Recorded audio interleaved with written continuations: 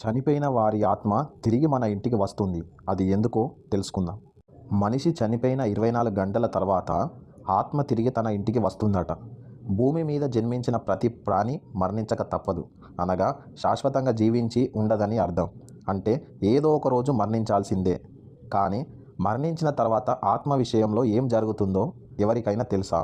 మరియు మరణించిన 24 గంటల తర్వాత తన ఇంటికి ఎందుకు వస్తుంది మీకు కనుక తెలుసా? గరుడ పురాణంలో వివరంగా చెప్పబడింది. ఒక వ్యక్తి చనిపోయినప్పుడు అతని ఆత్మను తీసుకొని వెళ్ళడానికి యమదూతలు వస్తారు. అక్కడ అతని యొక్క పాప పుణ్యాల గురించి పరీక్షించబడుతుంది. యమదూతలు తన ఇంటికి తీసుకువచ్చి తన కుటుంబ సభ్యుల మధ్య అతని ఆత్మని వదిలిపెడతారు. ఆత్మ వారి మధ్యలోనే తిరుగుతూ ఉంటుంది. తర్వాత ఆత్మ తన కుటుంబ సభ్యులను, బంధువులను పిలుస్తూ ఉంటుంది. కానీ అక్కడ ఉన్న కుటుంబ సభ్యులకు కానీ బంధువులకు కానీ ఆ ఆత్మ యొక్క మాటలు ఎవరికి వినపడవు. ఆ ఆత్మ పెద్ద శబ్దాలతో మనల్ని పిలుస్తూ ఉంటుంది. అప్పుడు కూడా తన మాటలు ఎవరికీ వినిపివ్వదు. ఎవరు పట్టించుకోరు. చనిపోయిన వారి ఆత్మ శరీరంలోకి మళ్ళీ వెళ్ళడానికి ప్రయత్నిస్తూ ఉంటుంది. కానీ తన శరీరంలోకి ప్రవేశించడానికి వీలు కాదు.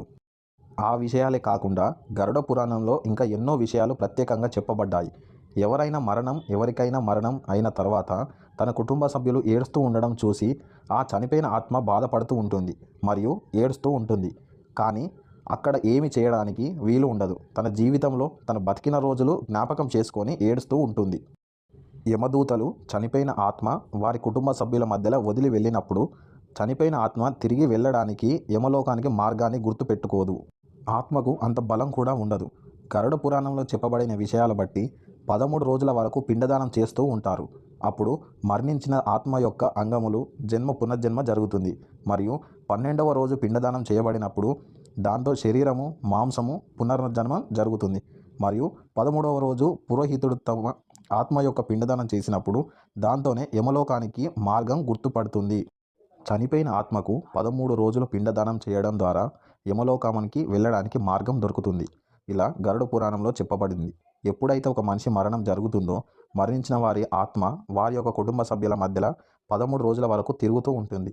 మరణించిన వారి యొక్క ఆత్మ యమలోకంలోకి వెళ్ళడానికి 1 సంవత్సరం అనగా 12 నెలలు పడుతుంది. ఇక్కడ గ్రహించాల్సిన విషయం ఏమిటంటే 13 రోజుల మనం అర్పించిన పిండదానం చనిపోయిన ఆత్మ యొక్క ఆహారముగా పరిగణించబడుతుంది. కానీ ఎవరికైతే పిండదానం చేయనట్లయితే వారి యొక్క పరిస్థితి ఏంటి అనే ప్రశ్న మీ మైండ్లోకి రావచ్చు. ఈ విషయాలు కూడా గరుడ పురాణంలో వివరంగా చెప్పబడుతుంది.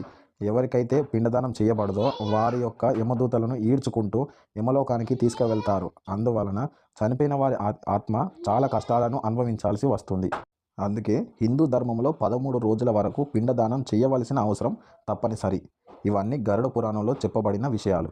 13వ రోజు మరణించిన ఆత్మ యొక్క కుటుంబ సభ్యులు అన్నదానం బాధతో ఇచ్చినట్లయితే ఆ మరణించిన ఆత్మకు శాంతి దొరకదు. ఈ విషయాలని మరణించిన ఆత్మకు కష్టం అనిపిస్తుంది. తన మనసులో ఈ విషయాల గురించి ఆలోచించిన కలిగి ఉంటుంది. అలాగే వ్యాకులకు చెందుతుంది. ఒంటరిగా ఉన్న అనుభూతి కలుగుతుంది. గరుడ పురాణంలో మరొక విషయం కూడా చెప్పబడింది. అదేమిటంటే ఎవరైతే చనిపోయిన వారి కుటుంబ సభ్యులను బాధ పెట్టి భోజనాలు పెట్టమని బలవంతం చేస్తారో అలాంటి వారి యమధర్మరాజు ఎప్పటికీ క్షమించడు. అలాంటి వారి మరణించిన తర్వాత వారిని చాలా కష్టాలు పెడతాడు. అటువంటి వారిని నిత్య లోకమునకు పంపిస్తారు. దీంతో పాటు మరొక విషయం గరుడ పురాణంలో చెప్పబడింది. ఏ మనిషి అయితే తన జీవితకాలంలో పుణ్యకార్యాలలో దాన ధర్మాలు చేస్తాడో ఆ మనిషి యొక్క ఆత్మ చనిపోయిన 13 రోజుల తర్వాత యమదూతలు యమలోకానికి తీసుకువెళ్తారు.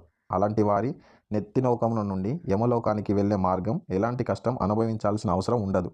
అలాగే ఏ మనిషి అయితే తన జీవితకాలంలో పాపపు పనులు చేసి మరణించినట్లయితే అతని ఆత్మకు చాలా కష్టపెడుతూ హింస పెడుతూ యమలోకానికి తీసుకువెళ్తారు. దాంతో వారు ఆత్మబలంతో మనకి పోతుంది. ఆ ఆత్మ వారిని క్షమించమని అడుగుతుంది. కానీ వారు పట్టించుకోరు, క్షమించరు. మరణించిన ఆత్మ యమలోకంలోకి వెళ్ళేటప్పుడు యమధర్మరాజు ఆ ఆత్మకు స్వర్గలోకంలోకి పంపిస్తాడు. కానీ ఆ మనుషులు చేసిన పాపక్రియలను బట్టి శిక్షను అనుభవించడానికి మరలా నరకంలోకి పంపిస్తాడు. నరకంలో ఆ శిక్షలు అనుభవించిన తర్వాత ఆత్మను తిరిగి మిత్రులకు పంపిస్తాడు. అయితే మిత్రులారా, చనిపోయిన తర్వాత ఆత్మ తిరిగి 24 గంటల్లో మరల ఇంటికి ఎందుకు వస్తుందో మీకు అర్థమైంది అనుకుంటున్నాను. వీడియో నచ్చినట్టయితే లైక్ చేయండి. మరిన్ని ఇలాంటి వీడియోస్ కోసం మన ఛానల్ని సబ్స్క్రైబ్ చేసి పక్కనున్న బెల్ ఐకాన్ యాక్టివేట్ చేయండి. Thank you.